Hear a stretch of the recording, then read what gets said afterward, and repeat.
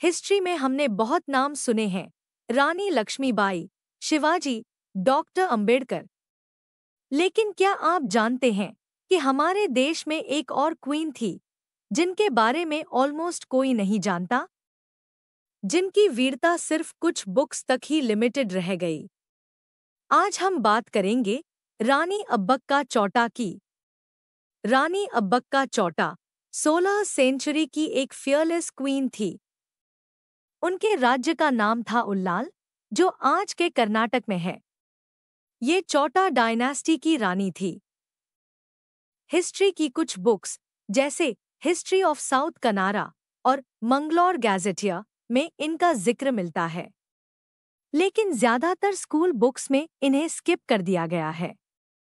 ये कहानी 1555 से 1570 की है।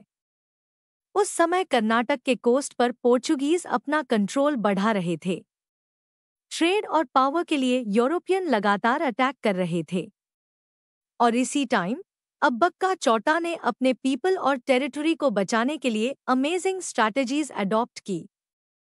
रानी अब्बक्का ने सिर्फ अपने किले की रक्षा नहीं की, बल्कि सी बैटल्स में खुद लीड किया और पोर्चुगीज शिप्स को हराया। वो पहली इंडियन क्वीन मानी जाती हैं जिन्होंने सी बैटल में एक्टिवली पार्टिसिपेट किया। उनके करेज और स्ट्रैटेजी ने उनके एरिया को यूरोपियन डोमिनेंस से सेफ रखा। उनकी वजह से इमीडिएट इम्पैक्ट ये हुआ कि कोस्टल कर्नाटक सेफ रहा। लोकल ट्रेड और कल्चर पर यूरोपियन कंट्रोल का असर कम हुआ।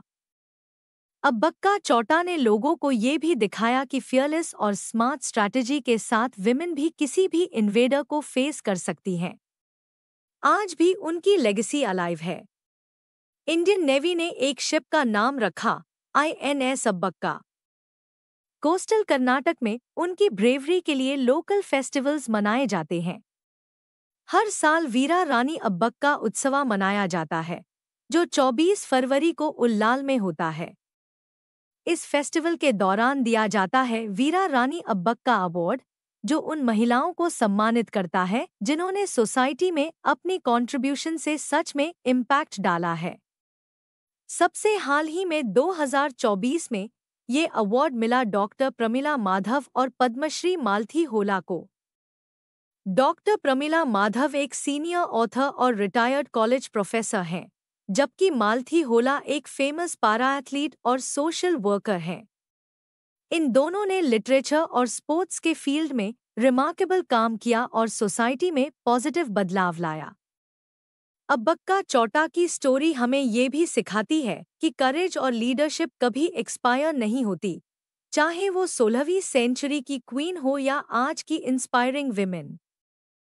लेकिन अफसोस की बात यह है कि नेशनल करिकुलम में उनका नाम अब भी बहुत कम मेंशन होता है, इसीलिए हम उन्हें कहते हैं लॉस्ट हीरो।